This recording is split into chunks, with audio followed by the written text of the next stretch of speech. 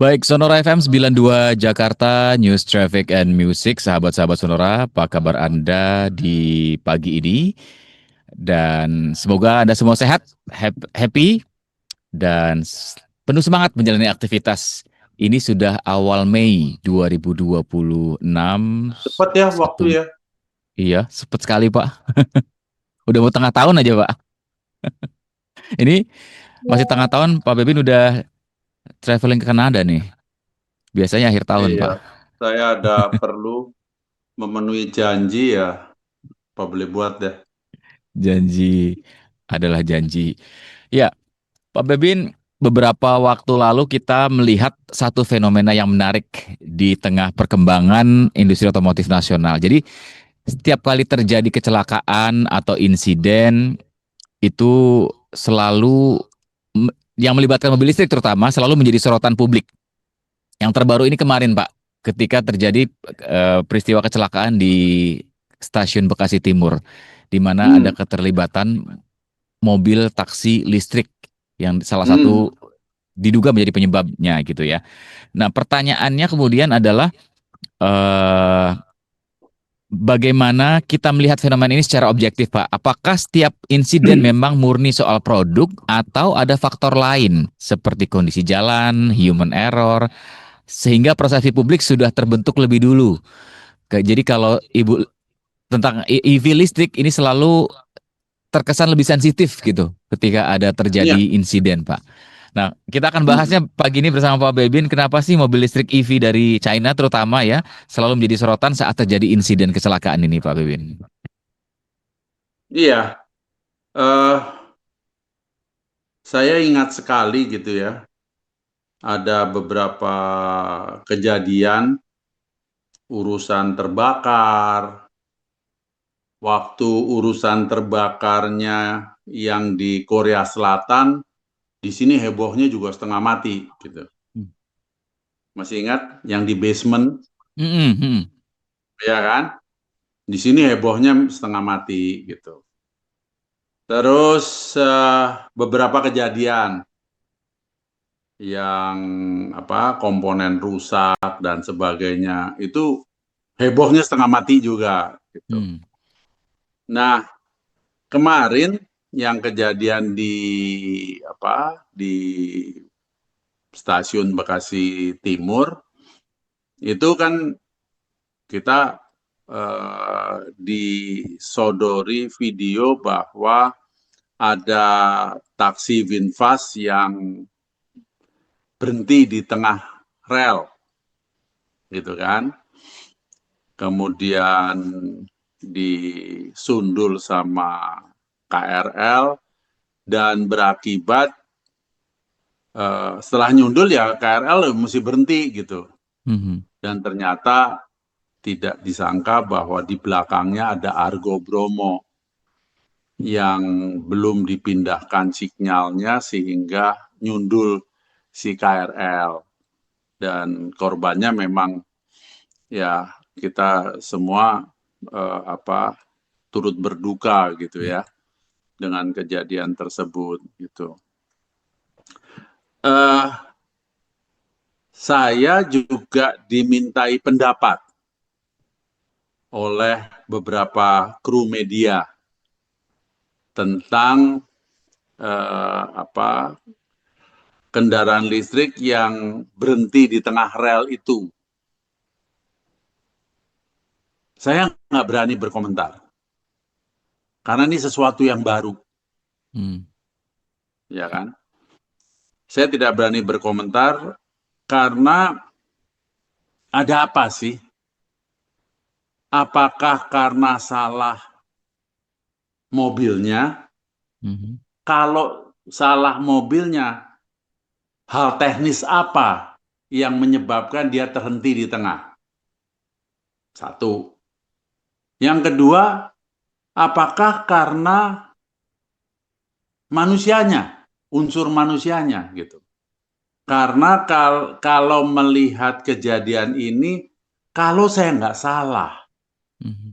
ada 3 kali taksi ini diserempet, disundul, oleh kereta. Coba kamu kalau ini bisa menemukan ininya. Seingat saya ada 3 urusan seperti ini.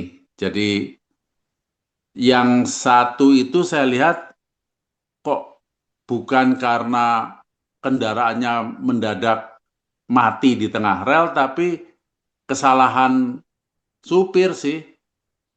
Dia seperti mau nyerobot, nggak keburu, kena KRL gitu.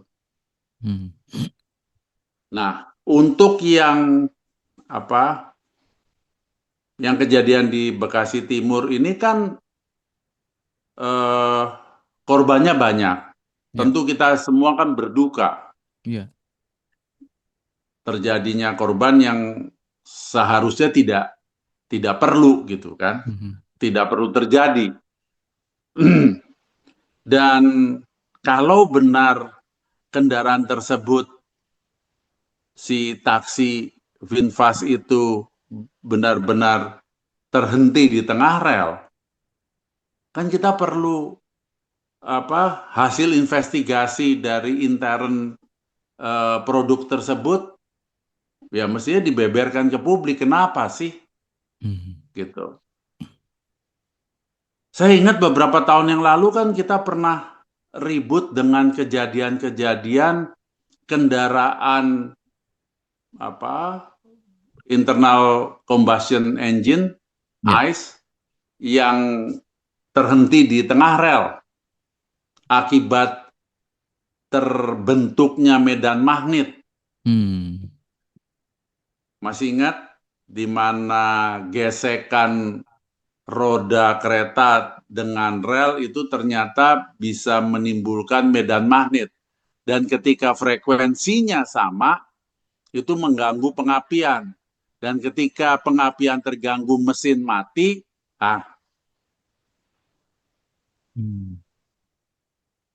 Jadi kejadian di kendaraan ICE itu kan kita menjadi paham apa sih yang terjadi. Tapi kendaraan yang terjadi di kendaraan listrik ini kan sesuatu yang baru gitu.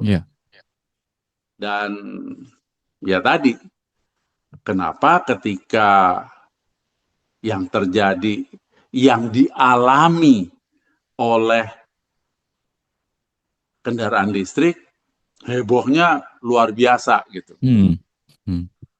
Apakah karena ini sebuah teknologi yang baru, jadi rame, jadi ya saya sih belum melihat ya yang mengeluarkan statement-statement atau pemahaman-pemahaman teknis soal kejadian di atas rel itu gitu.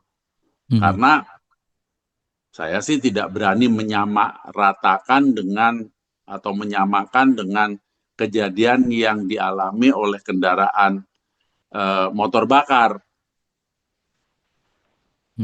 Gitu. Belum lagi yang saya merasa aneh juga gitu ya. Seperti contoh kendaraan listrik yang terbakar. Terakhir kalau nggak salah ada di garasi rumah. Ya kan? Di perumahan mana itu. Itu kan juga heboh. Saya hanya memperkirakan. Cuma saya tidak berani gegabah untuk memberikan opini. Saya hanya memperkirakan bahwa jangan-jangan kendaraan tersebut sedang di-charge di rumah. Jadi charging di rumah gitu kan. Charging di rumah itu yang saya tahu, yang perlu digarisbawahi adalah grounded. Kabel itu kan ada positif, negatif, dan ground. Kalau groundnya jelek, masalah. Tapi kalau groundnya jelek menyebabkan baterainya sampai terbakar, itu saya nggak berani komentar.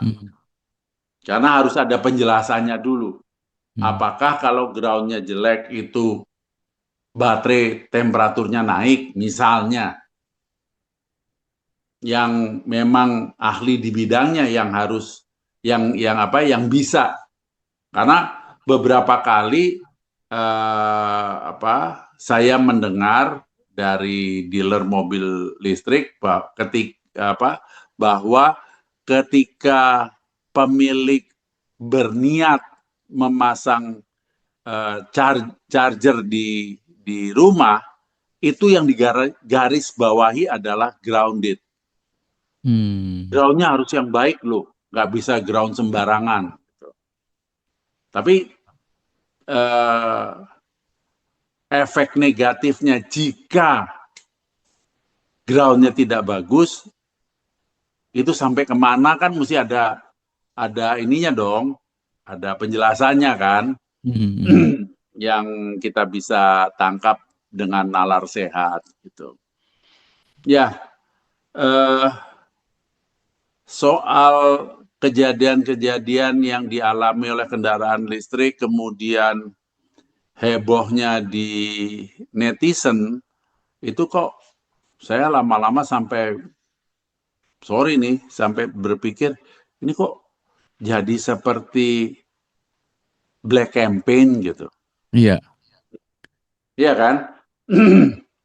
Eh, nggak alami lagi gitu. Tidak spontanitas lagi gitu. Spontanitas dalam arti ketertarikan publik terhadap kasus ini, keingin tahuan, tapi lebih kepada mau apa, membangun opini Hmm. yang mau benar mau enggak asbun nyebar aja gitu. Nah ini kan menurut saya nggak sehat gitu, karena kok sepertinya ada yang nggak suka Hmm. pertumbuhan dari kendaraan listrik Ini di kalau negara kita gitu. ya di sosial media ya Pak, kayak ada buzzernya gitu Pak. Pokoknya begitu urusan ada yang terkesan negatif gitu ya, Langsung. ada yang blow up gitu, ada yang blow up, ya benar, kesannya seperti di buzzer gitu kan, nyebarnya nggak keruan-keruan, kemudian yang ngeselin baca komennya Hmm. seringkali nggak nyambung juga Hmm. gitu. Ya asal bunyi aja gitu. Nah ini yang menurut saya kok nggak sehat amat sih. Ya, Pak Beben artinya Apa? artinya Mm, kalau sebetulnya butuh transparansi dari para pabrikan EV ya untuk menjelaskan duduk permasalahannya. oh Butuh iya, penjelasan. jelas Ini yang itu harus belum ada, banget. Pak. Justru di era keterbukaan ini itu yang dibutuhkan. Sehingga ketika ada yang mencoba membangun opini, padahal nggak nyambung, ya kan? Mereka-mereka yang nggak paham kan still yakin banget gitu. Oh kata dia begini kok, ada itu. Lihat aja di IG, lihat aja di Facebook, gitu-gitu kan. Hmm. Selalu kan seperti itu gitu kan. Nah ini yang menurut saya sama seperti saya ingat kapan ya, belasan lebih dari 10 tahun yang lalu ketika awal-awal di negara kita eh, soal itu loh, apa namanya, kalau ada masalah Hmm. pabrikan, saya bilang nih kalau memang perlu dilakukan recall ya recall aja, saya bilang. Hmm. Terus kan pada saat itu memang saya juga tahu ada yang apa memanfaatkan menjadi black campaign. Hmm. Saya bilang jangan takut yang begituan. tapi nyatakan bahwa inilah bentuk tanggung jawab pabrikan terhadap konsumen. Ya. Kalau mau cuci tangan kan bisa diam-diam aja gitu. Karena saya juga melihat ada merek yang tidak berani melakukan recall, diam-diam aja, masih mending melakukan silent recall, ya kan? Jadi kalau kendaraannya masuk ke bengkel resmi, langsung dijerat. Oh, ini nomor sekian yang perlu komponennya diganti, diperbaiki, dan sebagainya gitu. Itu kan namanya silent recall. Or jelas-jelas sampaikan kepada media bahwa tipe ini mulai nomor sekian sampai nomor sekian, produk tahun sekian, itu ada komponen yang harus diganti. Ya. Itu saya ingat sekali itu belasan tahun yang lalu, mungkin lebih dari 20 tahun yang lalu. Iya. Iya. Karena saya di Sonora menghimbau melalui Sonora atau langsung secara pribadi, saya sampaikan sama yang bersangkutan, udah jangan takut sama recall.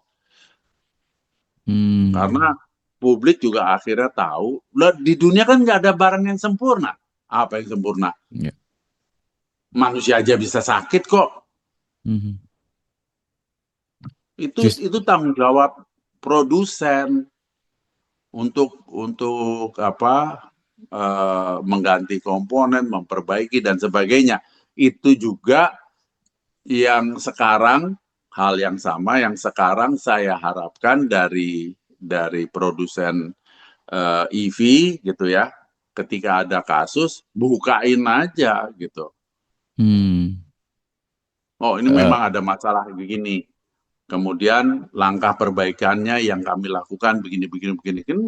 Kenapa tidak gitu? Klarifikasi langsung ya Pak ya. Jadi orang tahu Daripada permasalahannya seperti diubek-ubek sama yang dasar buzzer. yang memang jahil, Pak, memanfaatkan isu ini. memancing di air keruh, kan konyol gitu. Pak, tadi Bapak menjelaskan soal mobil ICE ya Pak ya. Begitu ada permasalahan magnet yang menghambat pembakaran misalnya ketika ada di atas rel, salah satu Rel, contohnya. Mungkin sebelum ya kita juga masih menunggu klarifikasi resmi dari pabrikannya. Tapi kalau Bapak melihat dengan posisi baterai yang begitu besar di bawah gitu ya, mobil listrik ini apakah juga akan mengalami hal yang sama ketika ada di atas rel sehingga dia mungkin terlanjur terjebak sehingga sulit bergerak atau seperti apa sih Pak?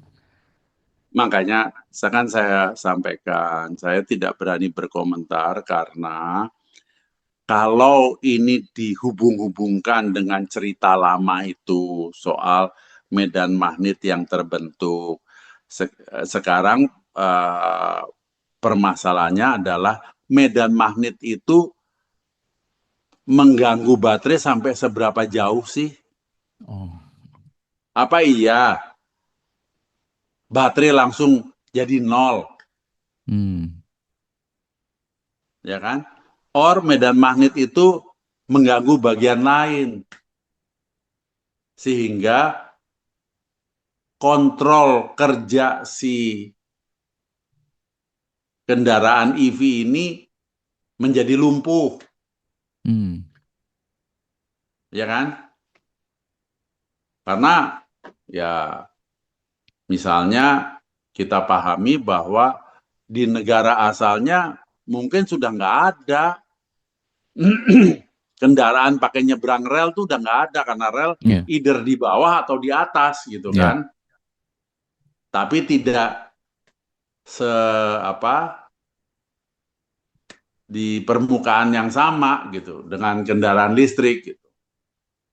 Ini kan hal-hal yang jangan buru-buru dikomentarin, jangan buru-buru memberikan opini karena ya dasar teknisnya mesti jelas dulu gitu loh.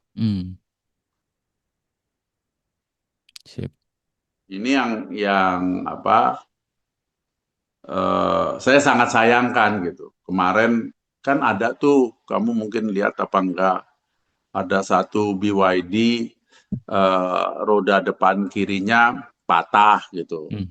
Itu kan komennya udah macam-macam. Terus saya ngelihat nggak mungkin itu patah, nggak hujan nggak angin. Jangan-jangan dia nabrak lubang dulu, kena Hmm. lubang Hmm. yang tidak terlihat gitu pada kecepatan tertentu sehingga komponen roda bagian kiri sampai kayak kaki kesleo begitu. Hmm. Nah, itu kan juga sama. Saya sih males komentarin itu. Kita mesti tahu dulu, nih mobil habis kejadian apa gitu. Ya, ya, ya, Tapi ya. begitu EV aja, wah, Rame langsung, Pak. lihat tuh mobil bikinan Cina kayak begitu gitu. Ya, Iya. nggak gitu-gitu amat lah. Ya itu, saya ada kirimin video sama Pak Bebin dan begitu ngelihat komentarnya shock juga gitu. Ini benar-benar menyerang EV. Iya, iya, iya, Aduh, iya. gitu ya. Tapi tadi Bapak menyinggung soal bagaimana di negara asalnya tidak terjadi yang namanya ada pelintasan sebidang ya Pak ya, di mana masih datar antara rel dan juga jalan Rasanya raya. saya kok udah nggak ngelihat ya. Iya, iya. Tapi ini menarik Pak. Kayak di kita gitu ya, ning Iya. nong ning nong ning nong, terus palangan turun, terus semua berhenti, terus ada beberapa motor nyerobot, jangankan motor, ada truk yang coba nyelonong, nanti kalau tertampar lagi sama kereta, ya kan, jadi urusan. Mhm, Kok saya kok nggak ngelihat di negara asalnya yang masih kayak begitu, either keretanya ada di bawahnya atau di atasnya. Ya tadi istilah tidak sebidang itu gitu loh. mhm, Apa karena itu jadi hal ini apa namanya belum sampai di atau tidak sampai diperhitungkan gitu, mhm, tidak sampai diperhitungkan bahwa ini mungkin terjadi. Tapi ya kita tunggulah. Kalau saya sih lebih baik tunggu, kemudian dengan pikiran yang jernih, coba dicerna eh, logikanya sampai di mana kan gitu. mhm, mhm, Ngapain buru-buru komen, banyak loh yang menghubungi Pak, saya kejadian gini, no no no no, no. Saya nggak mau komentar, saya bilang kita nggak mhm. tahu. Ya, produk ini memang kita juga sama-sama tahu. Produk EV itu produk yang baru gitu kan, Ya. teknologi yang baru. Sementara di kita masih ada kejadian-kejadian yang seperti ini. Mhm, Nah ini apa sih contoh tadi saya memberi contoh soal charging di rumah. Iya kalau groundnya bagus gitu. Kalau groundnya nggak bagus, apa sih akibatnya? Apa iya sampai baterai terbakar dan sebagainya? Itu kan kalau kita nggak ngerti permasalahannya, kan jadi ruwet urusannya. ya. Karena ini yang baca kan apa publik yang Beragam. akan terbentuk opininya gitu loh. Dan kalau ini sampai salah, ya bisa bisa jadi gaduh juga kan, Betul, betul. yang nggak gaduh yang nggak perlu gitu. Ya. Mungkin dua hal, Pak. Yang pertama, para pabrikan juga harus mengerti medan di Indonesia seperti apa.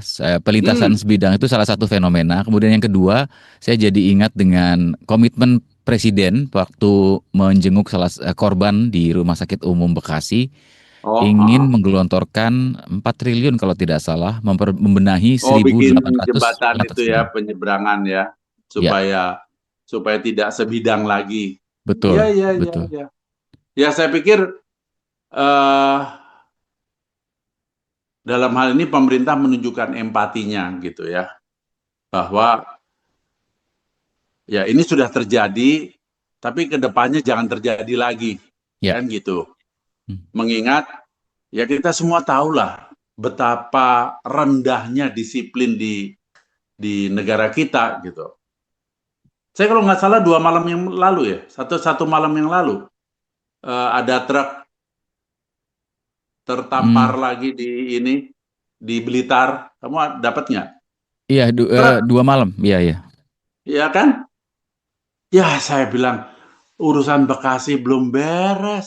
Kita masih nunggu ini lagi pakai apa truk nyelonong terus kena.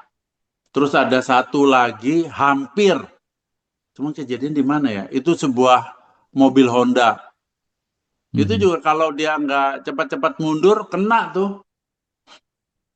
Hmm, Ada. Saya dapat. Ya ampun, saya bilang nggak ada kapoknya ya. Apa harus dirinya jadi korban sih baru baru belajar hmm. belajar sabar, belajar tertib. Ada palangannya. Iya iya iya. Mobil Honda, Honda apa sih? Dan lihat komentarnya, untung Mobil bukan apa? EV. Hmm. Oh ada ya, ada komentarnya gitu kan. Nah itu makanya apa gitu, nggak ngerti saya. Ya, Kok kesan itu, sorry, kesan itu kuat sekali di saya bahwa memang ada yang sedang menjalankan black campaign, dan publik harus membangun opini untuk membenci EV. Itu dan jelas.